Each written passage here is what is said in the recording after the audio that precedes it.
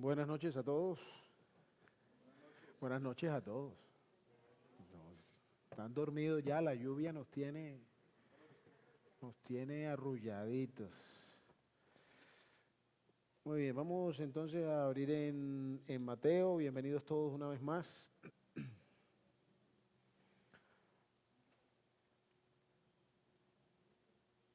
Mateo capítulo 16.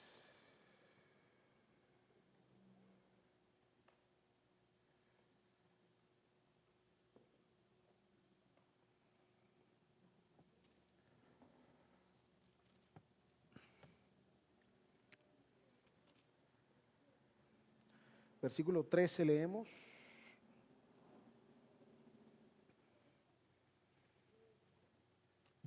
Mateo 16, versículo 13.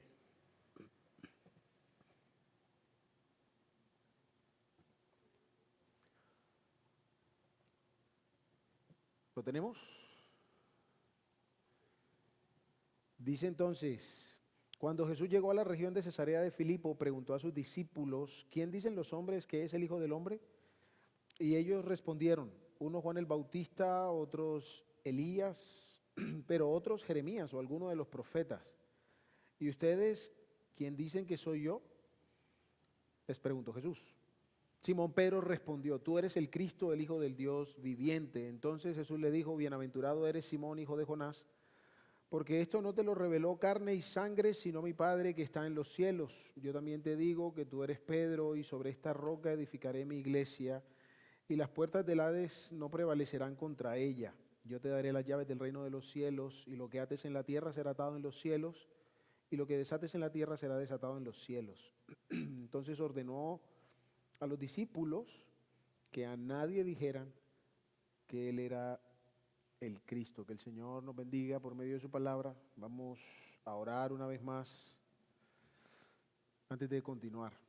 Padre, gracias te damos, Señor, por esta tu palabra. Gracias por el tiempo que podemos tener juntos. Gracias, Dios, porque es tu Espíritu quien la toma, quien la aplica al corazón según la necesidad de cada uno. Y por eso te rogamos entonces que conforme a la voluntad tuya, tu Espíritu tome esta tu palabra y nos enseñe, hable a nuestro corazón.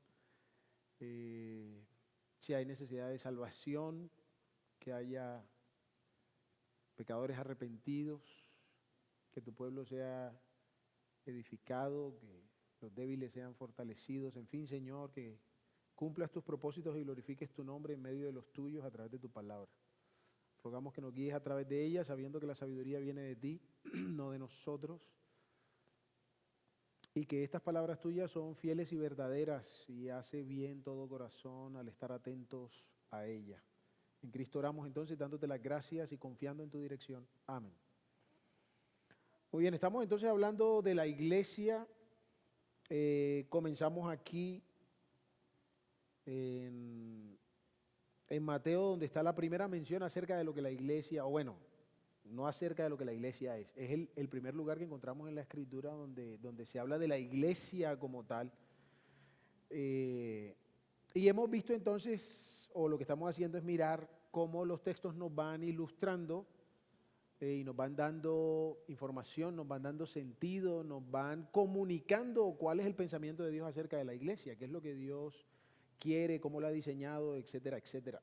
Entonces vimos aquí que en respuesta a la declaración de Pedro acerca de la identidad de Jesús, el Señor Jesucristo declara estas palabras, hablando a Pedro primeramente, diciéndole que es bienaventurado, diciéndole que esta revelación la ha recibido de parte de Dios, no tanto como que, ¿cierto?, una cosa rara ha pasado y él se ha enterado de repente, sino más bien que en medio del ministerio de Cristo, en el tiempo que han compartido con Él, el Padre les ha mostrado, ha sido para ellos claro el mensaje del Padre a través de Cristo, que mientras los demás lo veían como cualquier profeta, los discípulos podían ver en Él que era el verdadero Hijo de Dios.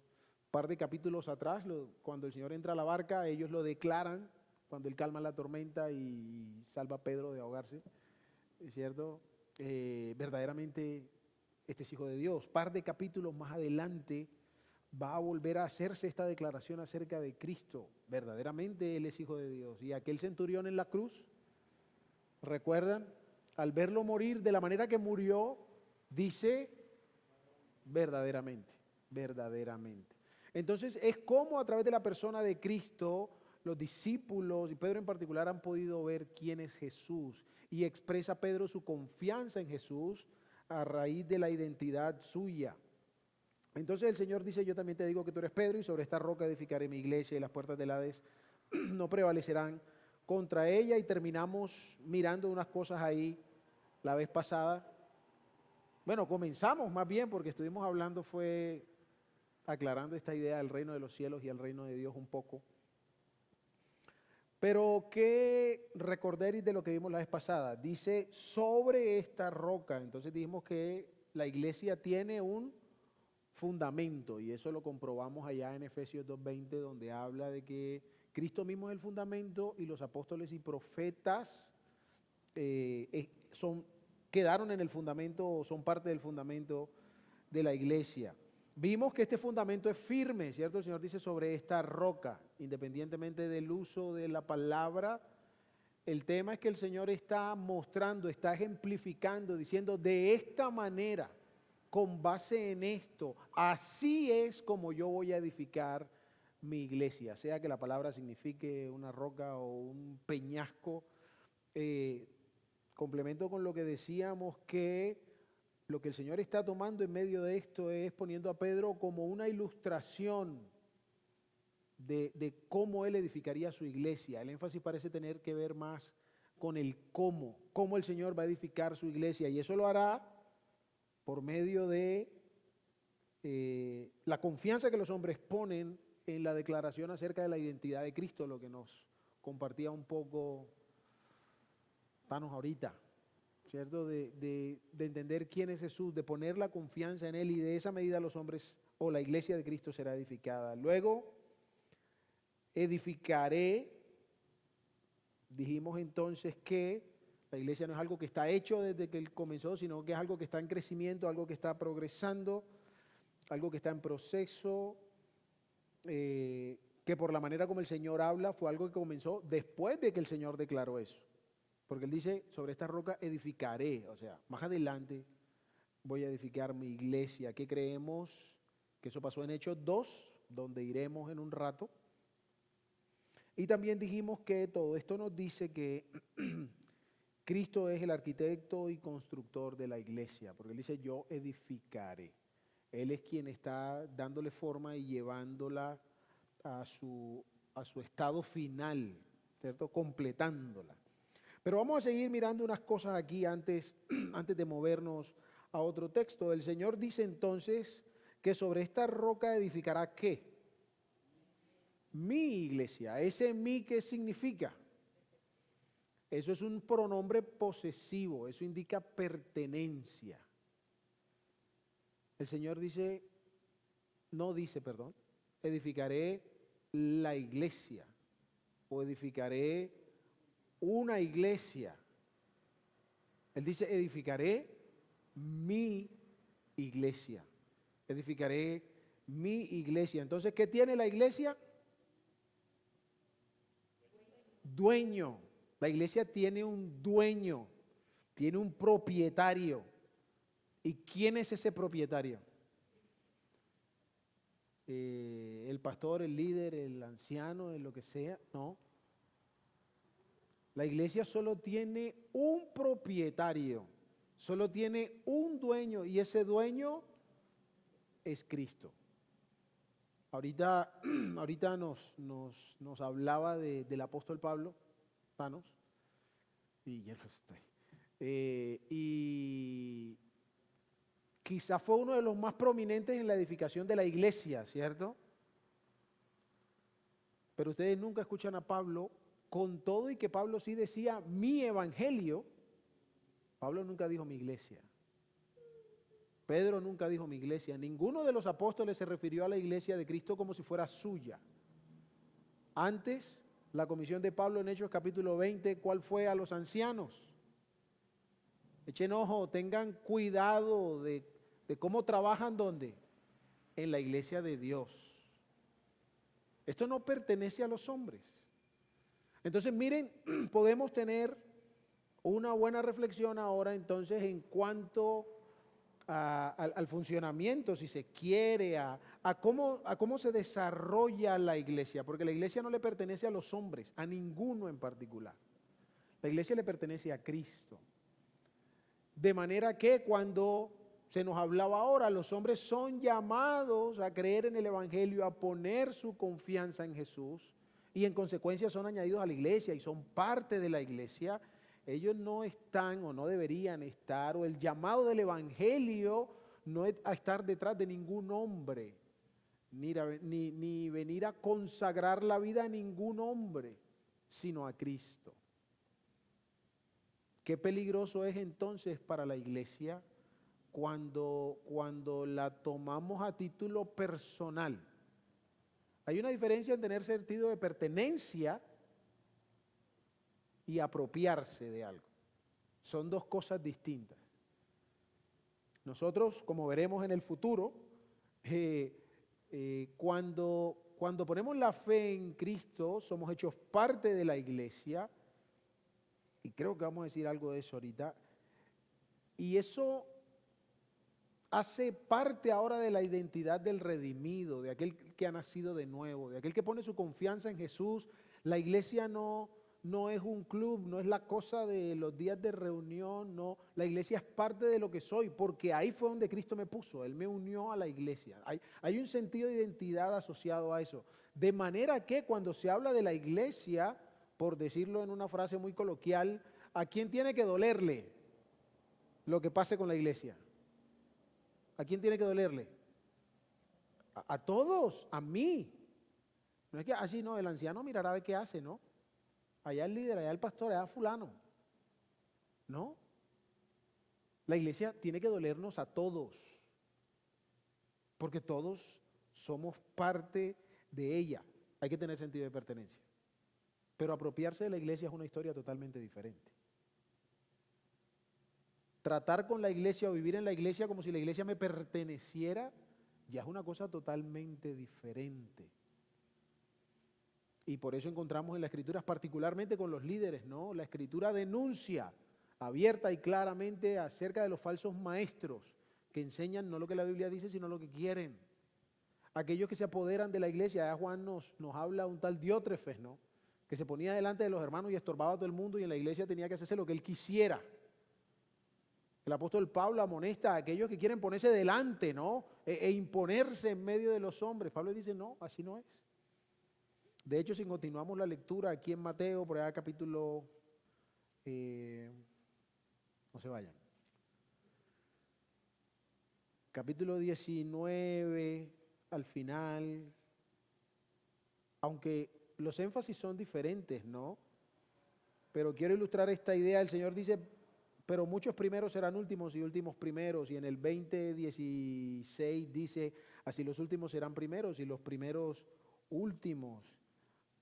Y luego en el 22 habla de que muchos son llamados y pocos escogidos. Pero en medio de todo eso, en el 20, del 24 hasta el 28, el Señor dice, pero en el reino de Dios, el que quiera ser primero, será el siervo, será el servidor, será el que parece que fuera el último. Pero las sociedades, el mundo en el que estamos viviendo, la religión que se promueve hoy, lamentablemente es una religión de hombres y por hombres, porque se trata de la figura principal, se trata del que está allá, el que acapara todas las miradas y las atenciones y los saludos y hasta las monedas también. Pero no. La iglesia pertenece ¿a quién? ¿A quién? A Cristo, hermano. La iglesia pertenece a Cristo. Pero sigue diciendo aquí en el capítulo 16. Y de verdad que este versículo es bastante complejo. La escritura de este versículo es bastante difícil. Dice, y las puertas del Hades no prevalecerán contra ella. Esta idea es bien intrincada. Vamos a ir por pedacitos. Las puertas del Hades, ¿eso qué es? Eso es un almacén, eso es una ciudad, eso dónde está y por qué hay puertas y esas puertas, ¿qué es lo que tienen que ver? Bueno, en la mente de estos que están escuchando, y bueno, en el Nuevo Testamento se nos habla un poquito. En resumidas cuentas, el Hades tiene que ver con la región de los muertos. Puede que incluya la tumba en algunos lugares, o puede que se refiera solamente al estado donde está el alma. El asunto es que ese es el mundo de lo que no se ve, dicho de una manera más filosófica. El Hades resume el mundo de lo que no se ve, allá donde están los que ya partieron, pero donde nosotros no vemos absolutamente nada. En el Nuevo Testamento la idea del Hades enfatiza más el hecho de que en el Hades están los que mueren sin Cristo, esperando su juicio de condenación en el infierno, cuando el juez de los hombres se siente en su lugar, Cristo Jesús. Pero el tema es que tanto en el Antiguo Testamento como en el Nuevo Testamento, aunque en el Antiguo Testamento la palabra no es Hades, la palabra es Seol. La palabra Seol que leen en el Antiguo Testamento es esta misma, pero allá está en hebreo, acá está en griego. Entonces, la misma palabra tanto en el Antiguo Testamento como en el Nuevo Testamento está estrechamente relacionada con la muerte. Está estrechamente relacionada con el poder de la muerte, con el efecto de la muerte, con la región de la muerte, no solo en el sentido físico, sino también en el sentido figurado, hablando de los poderes de la muerte, por decirlo de alguna manera, ¿no? Entonces las puertas del Hades tienen que ver entonces con el reino de la muerte, tienen que ver con aquella cosa, por así decirlo, que tiene al hombre hoy sujeto a esclavitud. Allá en Corintios dice que el aguijón de la muerte es el pecado y el poder del pecado, la ley. Por eso la muerte reina, como dice en Romanos 5 también el apóstol. Por eso la muerte reina, porque los hombres han pecado y todos están sujetos a muerte. Porque el Señor le advirtió a nuestros padres que el día que comieren de aquel árbol, ¿qué cosa? No. ¿Qué cosa? No. Ciertamente morirían. Es más o menos lo mismo, pero no. Ahí hay un énfasis. Ciertamente morir. No creas que de pronto te vas a salir con la tuya. ¿Qué fue lo que la serpiente quiso hacerle creer a Eva? No, no, eso no, eso. Es que Dios no quiere que sean como Él. ¿Notan la ironía? Bueno, no, ese no es el tema, perdónenme, ese no es el tema. Pero el Señor, ¿cómo ha creado al hombre? Un capítulo atrás. A su imagen y semejanza. Y ahora Eva creyó esto de que Dios no quiere que sean como Él. Cuando Él nos creó a su imagen y semejanza. Pero ahí entonces se introdujo la muerte. Dios dijo, ciertamente morirá. Desde entonces Satanás ha reinado a través de la muerte en este mundo y tiene a los hombres sujetos a servidumbre a través de la muerte por causa del pecado. Entonces, ¿qué dice? Las puertas del Hades, si queremos decirlo, el reino de la muerte, por usar una expresión que resuma lo que estamos diciendo, las puertas del Hades no prevalecerán contra ella. Entonces, las puertas del Hades y la iglesia, ¿qué son? ¿Qué relación tienen? Son opuestos. Entonces, si las puertas del Hades habla del poder de la muerte, entonces la iglesia ¿de qué hablaría? Del poder de la vida. Entonces la iglesia es representativa del poder vivificante. La iglesia es representativa del poder que produce vida y una vida que no perece. Eso lo dice también el apóstol Pablo en Efesios, cuando dice que el poder que operó en Cristo resucitándole de entre los muertos es el mismo poder con el que Dios quiere obrar en medio de los suyos. Interesantemente, la imagen para describir el poder de Dios ahí en Efesios, ¿cuál es? Es el poder sobre la muerte. Es el poder para traer vida aun cuando la muerte intervino, porque ninguno que está vivo es resucitado, ¿no? El que está resucitado Es porque se murió primero. No hay otra manera de resucitar. Así se llama en el término médico, ¿cierto? Cuando los signos se apagan, le meten el coso, lo electrocutan y lo traen a la vida otra vez. No electrocutan, pero ¿cierto? El desfibrilador. Le ponen el coso y traen. ¿Qué hace? Es un mecanismo de resucitación.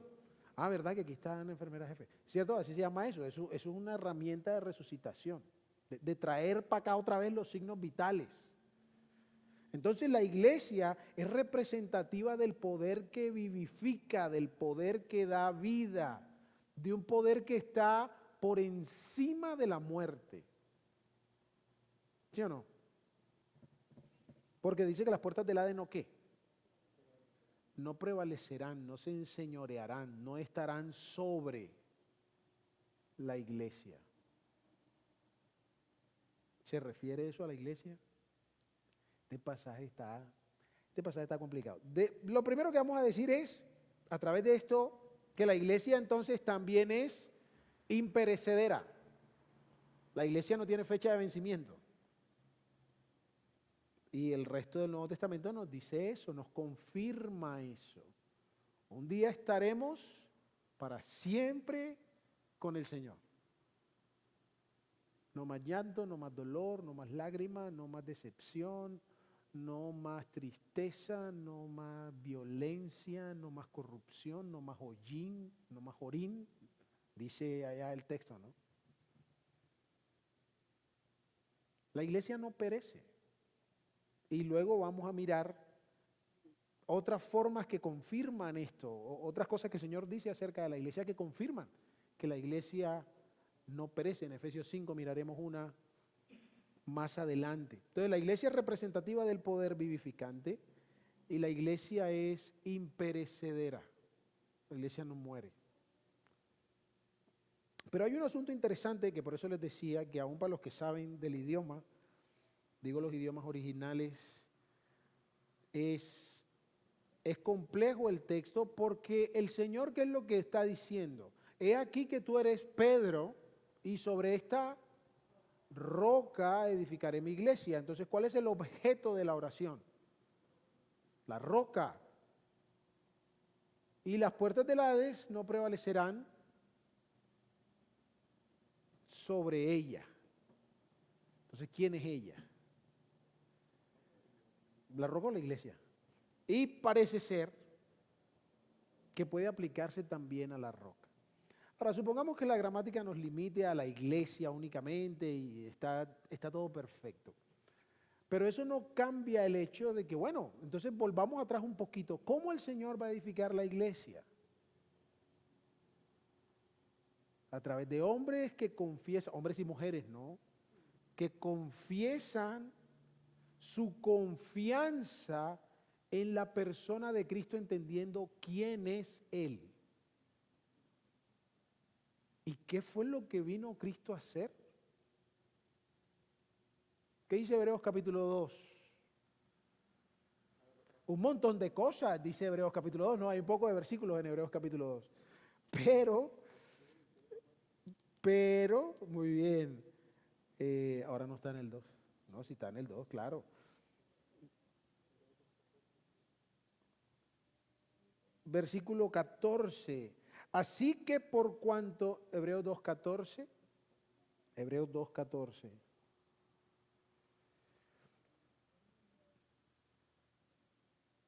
Dice,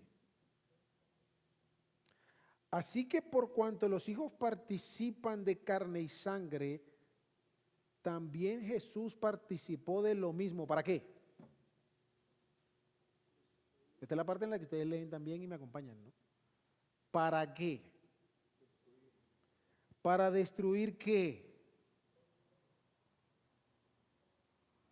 Bueno, yo estoy leyéndoles la versión de las Américas, ¿no? El orden de las palabras ahí un poquito distinto.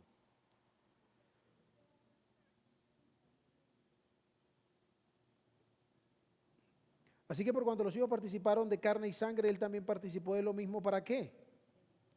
Destruir, anular por medio de la muerte, ¿a quién?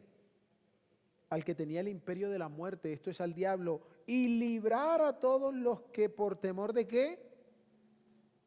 De la muerte estaban sujetos durante toda la vida, estaban durante toda la vida sujetos a servidumbre. Entonces, ¿qué vino el Señor a hacer? Entre otras cosas, ¿no? A deshacer el poder de la muerte. Entonces la iglesia es edificada sobre la realidad de que la muerte no tiene ningún poder sobre la iglesia. ¿Y cómo es eso? Porque la iglesia está ¿en dónde? ¿Cuál es el fundamento de la iglesia? Cristo. ¿Y qué hizo Cristo con las puertas del Hades? Bueno, abrir y cerrar de pronto no serían, pero las forzó. Es decir, ¿qué hace la muerte? Pablo en Corintios 15, ¿qué dice que hace la muerte? Ah, bueno, y lo que estábamos leyendo aquí, a todos los que por temor de la muerte están ¿cómo? Están cautivos. ¿Qué hace la muerte? En Corintios 15, retiene. Ella se queda con los hombres. ¿Por qué? Por causa de su pecado. Por eso Satanás ha reinado y reina sobre los hombres. Porque por temor de la muerte, la gente sigue en esclavitud. ¿Y por qué los puede esclavizar? Porque sus corazones están llenos de pecado. Y todo el que muere en pecado no tiene oportunidad para ser librado de la muerte. ¿Sí me siguen? ¿No me siguen? Entonces, ¿qué dice Pedro que hizo Cristo? Que él fue al reino de la muerte. Que al tercer día lo crucificaron. Porque lo crucificaron, ¿cierto? Fue muerto, entregó su espíritu. Y fue al reino de la muerte a proclamar su victoria. Y volvió y salió. Y las puertas no pudieron retenerlo. Si recuerdan el pasaje de la Escritura, dice que él se levantó. ¿Por qué? Porque él no podía ser retenido por la muerte. Por muy duro que lo agarrara, la muerte no podía hacer nada con Cristo. ¿Por qué? Porque un sumo sacerdote, santo, inocente, sin mancha, apartado de los pecadores, que nunca hizo maldad ni se halló engaño en su boca, quien cuando le maldecían no respondía con maldición, quien cuando padecía no amenazaba, sino que encomendaba la causa al que juzga justamente. Para mí no sería raro que el Señor estuviera aquí precisamente anticipando esto. De hecho, esto sucede mientras el Señor ya le ha dicho y vuelve y le repite más adelante, es necesario que el Hijo del Hombre sea entregado en manos de pecadores, que sufra, padezca, que lo maten, pero que al tercer día resucite. Tremenda gloria la de nuestro Salvador, ¿no? Tremendo Cristo este en el que podemos confiar. Entonces sí, se aplica a la iglesia, pero no porque la iglesia sea en sí misma poderosa para eso, sino porque la iglesia está edificada ¿sobre quién? Sobre Cristo. Y Cristo ha vencido la muerte. Él se levantó con poder de entre los muertos y ya no muere, dice la Escritura. Dice Hebreo que se ha levantado con el poder de una vida indestructible, de manera que todos los que se acercan a Él pueden tener confianza para su eternidad con Dios. ¿Por qué? Porque Él, nuestro representante, ya no muere y comparte con nosotros la gloria de su victoria. ¿Cómo no rendir tributo a este Cristo? Ahora, ¿por qué creo que esta idea sigue aquí? Porque cuando el Señor sigue hablando en el versículo 19, ¿qué le dice a Pedro? Yo te daré ¿qué? Las llaves, ¿con qué rima llaves aquí en lo que hemos leído? Con puertas. Dice, yo a ti te voy a dar las llaves del reino. Y todo lo que sigue diciendo. Entonces parece que hay un juego aquí de palabras, ¿no? Con esta idea de que mientras el Hades quiere mantener sus puertas bien cerradas y retener allí a los hombres, Cristo dice, voy a prevalecer yo y la iglesia va a prevalecer conmigo. Porque está claro que nosotros no podemos prevalecer ante la muerte. De hecho, ¿qué es lo más probable que nos pase a todos los creyentes? Que no muramos en este mundo. Porque este cuerpo en el que habita el pecado está sujeto a la debilidad del mundo en que vivimos. Pero bien dice Pablo en Filipenses que nosotros tenemos la mirada puesta en los cielos, de donde esperamos a nuestro Salvador, el cual hará ¿qué? Va a transformar este cuerpo de humillación, este cuerpo que nos recuerda la vileza de donde hemos sido sacados, y va a ser transformado a un cuerpo semejante al cuerpo de la gloria suya. El Señor de pura gracia nos va a dar un cuerpo en el que la vida indestructible suya se manifestará con total plenitud. Y como dice aquel pasaje, así estaremos para siempre con el Señor. Entonces, la iglesia tiene un propietario. La iglesia es representativa del poder que da vida. No es que la iglesia en sí misma dé vida, no. Pero la iglesia es un testimonio del poder que da vida. Y de un poder que está por encima de la muerte. De tal manera que la iglesia, no por sí misma, sino por aquello donde está fundamentada, entonces la iglesia será imperecedera como su Salvador, como Cristo mismo. Entonces, no tenemos por qué estar mirando a los hombres, aunque estamos para ser ejemplos los unos de los otros, para estimularnos los unos a los otros, pero la iglesia no pertenece a un hombre. Y los hombres no deberían enseñorearse sobre la iglesia de Cristo. Deberíamos ser siervos por amor a Cristo y por amor a los hermanos. Eso es lo que dice la iglesia.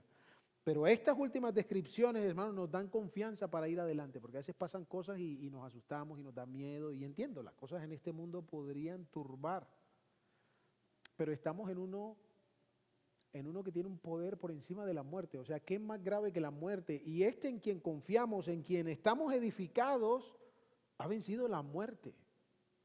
Y está por encima de ella, es superior a ella. Miremos otro versículo rápidamente. Hechos capítulo 2, versículo 41. Y vamos a extraer de aquí un par de cositas más. Hechos capítulo 2, versículo 41. Leemos desde el 40. Hechos 2. Desde el versículo 14, el apóstol Pedro comienza un discurso. Este día llega el Espíritu Santo sobre los hombres, cumpliéndose la promesa del Señor Jesucristo que le enviaría su Espíritu. Este día llegó, y llegó en una forma bien espectacular, un estruendo, una brisa por allá, y aparecieron como unas flamitas ahí en la gente sobre los discípulos. Bueno, en la gente no, sobre los discípulos, ¿no? Y a raíz de todo esto se crea toda una confusión alrededor, un montón de gente que está por ahí empieza a preguntarse, bueno, ¿y qué es esto que está pasando? Porque aparte de todo, después de esto, los discípulos, los que recibieron el Espíritu, empezaron a hablar en el idioma de un montón de gente que estaba ahí de visita, que eran judíos pero que vivían en el extranjero y que hablaban otro idioma, ¿no?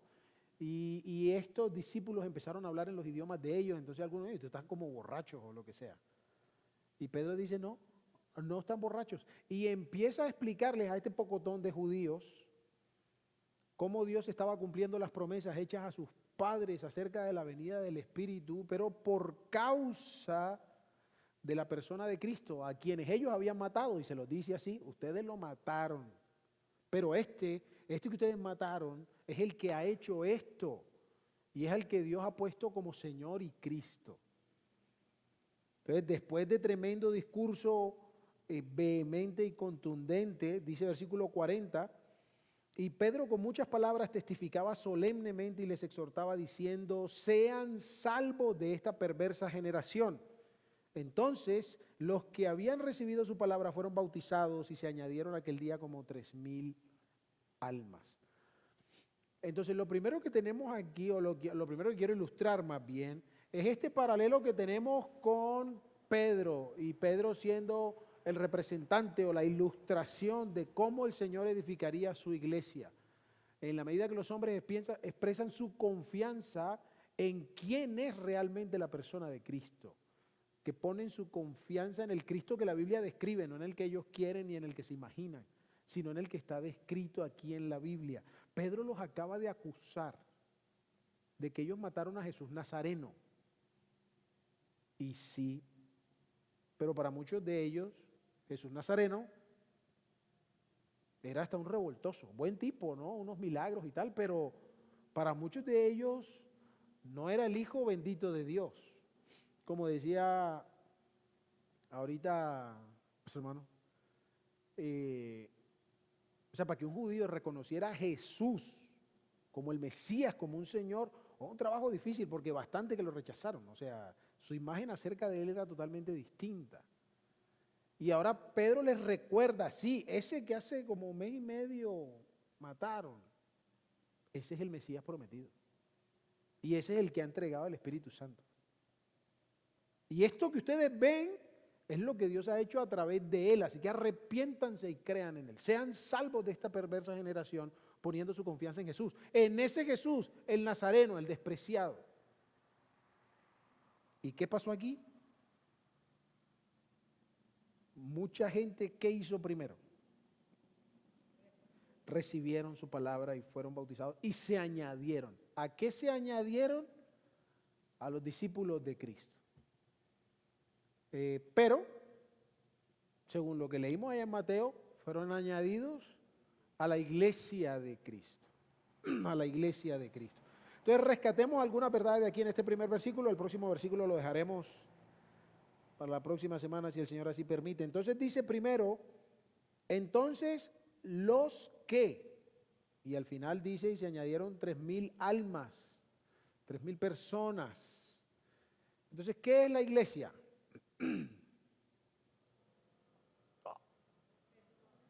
Personas.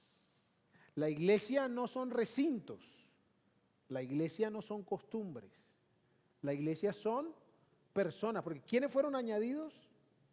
Las personas, no las casas. Y entonces ahora tenían más iglesias porque dieron las casas. No, se añadieron como 3,000 personas, dice 42, y perseveraban o se dedicaban continuamente. Dice el 46, día tras día continuaban unánimes. Y el versículo 47 al final dice, y el Señor añadía, ¿qué añadía el Señor? Casas, carros, becas, jets. Personas iban siendo añadidas.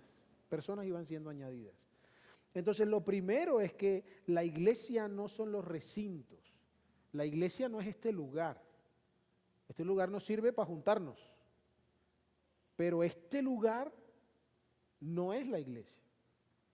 La iglesia son las personas, los hombres que ¿qué? ¿Cuál es la característica que dice este texto de estas personas? Porque no es que compraron la membresía del Smart Fit, ¿no? Y entonces también bonus, ingresas a la iglesia. No. Aquí hay un requisito particular. ¿Cuál es ese requisito? Haber recibido su palabra. ¿Cuál es esa palabra? Dice Pedro, sean salvos de esta perversa generación. Pero habría que leer el discurso para entender cómo funcionaría ese sean salvos, ¿no? Pero ya Thanos nos habló de eso un poquito ahorita. ¿Cómo iban a ser salvos? Reconociendo que a ese que rechazaron y que mataron, de pronto no debieron haberlo hecho, ¿no? Que a ese que mataron, ese era el Mesías prometido. Que ese que mataron estaba cumpliendo la voluntad de Dios derramando su vida por el pecado. No fue que le ganaron de viveza y lo mataron. No, a eso vino, a poner su vida por los hombres, para que pudieran ser librados de la perversa generación en la que vivimos. Y como decía mi hermano, ahora es el mismo tema, el evangelio sigue siendo el mismo. Hay que ser salvos de esta perversa generación. Y eso solo se logra poniendo la confianza en aquel que, aunque muerto, resucitó y es Señor de todos. Porque las puertas del Hades no prevalecieron contra él y no lo harán contra los suyos. Entonces los que habían recibido su palabra, los que habían creído en el Evangelio, entonces la iglesia son personas. ¿Pero qué tipo de personas? Personas que han puesto su confianza en Jesús, reconociendo que el mensaje de Dios de salvación en Cristo es su primera necesidad y confían en que solo Cristo puede salvarles. Pero ¿qué más dice? Bueno, quiero usar aquí el tiempo de una palabra, este verbo auxiliar que aparece aquí. Entonces, los que habían recibido su palabra fueron ¿qué? Bueno, sí, pero luego fueron añadidos, ¿cierto? Fueron añadidos. ¿Qué nos enseña esto acerca de la iglesia? ¿O cómo relacionamos esto con la iglesia? Bueno, ser parte de la iglesia en términos netamente espirituales no es un proceso. De pronto ser parte de alguna iglesia que se reúne en algún lugar, si sea un proceso, usted va una vez, 2 veces, 3 veces, hasta que dice, no, ya me quedé aquí. Está bien, se une a la comunidad de gente, ¿no? Al grupo. Y eso lo explicaremos después. Pero en el sentido espiritual, en el sentido de ser salvo, pertenecer a la iglesia no es un proceso, es un traslado. Así lo dice el apóstol Pablo en una de sus cartas. Somos trasladados de las tinieblas al reino de su amado Hijo. ¿Y cuándo sucede eso? Cuando nuestra fe es depositada en Cristo Jesús. Cuando nacemos de nuevo a través de la palabra del Evangelio, rindiendo nuestra vida a Cristo para amarle y obedecerle y no perseguir nada más sino su gloria. No es que ahí nos vamos arrejuntando, ¿no? A la iglesia y vamos empujando y ahí me voy metiendo. No, ya tengo como 20 años de estar viniendo, yo creo que ya cuajé. Pero no, nosotros ojalá haya puesto su confianza en Cristo, pero hay un hombre aquí de una reunión de los jueves, como 40 años entiendo que estuvo viniendo a la reunión de comerciantes que se hace ahí en Tuluá. Yo creo que no peló una reunión con su Biblia. Pero el hombre nunca confesó su fe en Jesús. Al hombre le gustaba cómo oraban y le gustaba escuchar, le gustaba sentarse y como, esto es tan bonito, ¿no? Y también se dormía en muchas predicaciones. Pero el hombre nunca reconoció a Cristo como su Señor y su Salvador.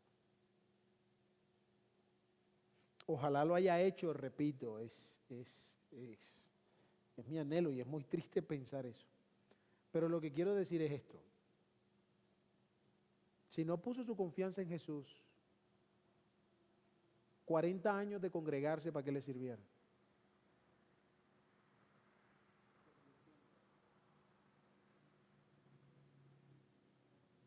El tema es serio. El tema es serio. Ser parte de la iglesia no es un proceso, es un traslado, es un momento en el que habiendo puesto la confianza en Cristo, Él me saca de mi podredumbre, de mi condenación y me traslada a su reino. Soy un ciudadano ahora del reino por causa de la confianza en Cristo. Entonces, es bueno estar, es bueno compartir, es bueno seguir. Por eso nos congregamos, porque también debemos congregarnos, ¿no? Pero la razón, lo que nos hace pertenecer es la confianza en la palabra del Evangelio, no los años que llevamos viéndonos juntos, ¿no? De hecho, una cosa que uno disfruta mucho, por ejemplo, de visitar otros lugares, es que aunque uno se encuentra con hermanos que no conoce, la unión que tenemos en Cristo se hace manifiesta. La realidad de que ellos pertenecen a Cristo y yo pertenezco a Cristo hace que tengamos todo en común, así no nos conozcamos, así tengamos gustos diferentes, así, cierto, tengamos rutinas de vida diferentes. Pero la fe en Cristo, la confianza en el Evangelio, provee un vínculo que difícilmente uno comparte con alguna otra persona que no conozca y que no tiene a Cristo. No fluye igual. Pero uno va a visitar una iglesia en otro lugar donde uno no ha ido y lo reciben con amor, con gracia, con misericordia. Hermanito, usted viene, hermano, no, mucho gusto, bienvenido, va. ¿Cómo miraremos en el 42?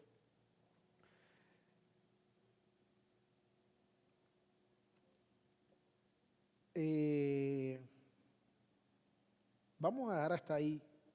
Quería mirar dos cosas más, pero igual vamos a continuar en este texto la próxima semana, si el Señor permite. Entonces, luego seguimos. Vamos a dejar hasta allí por hoy. Vamos a orar entonces y terminamos. Padre, bueno, gracias damos una vez más por la persona de Cristo, tu Hijo, nuestro Señor, aquel que se levantó con poder de entre los muertos, aquel del cual los ángeles anunciaron, no está aquí, pues ha resucitado como dijo que sucedería. Cuánta gloria reside en nuestro Salvador. Padre, gracias porque podemos participar de Él, gracias porque a través del Evangelio nos ha llamado, Señor, para poner la confianza en Él. Y gracias porque hoy sigue llamando a todos los hombres en todo lugar a que se arrepientan, a que sean salvos de esta perversa generación, a que puedan ver en Cristo la dignidad que Él tiene, su poder, su gloria, su propósito, el don de la vida eterna, y que rindan su vida a Él. Rogamos, Padre, porque los corazones no sean más rebeldes, no resistan, Señor, el llamado de tu voz, y que se postren ante Él y resuelvan vivir para Él. Gracias te damos, Señor, porque al pensar en la iglesia, en este grupo que Cristo edifica, que ha formado en Él, podemos tener confianza porque Él es el dueño. A ti pertenece, oh Dios, en Cristo, este pueblo tuyo.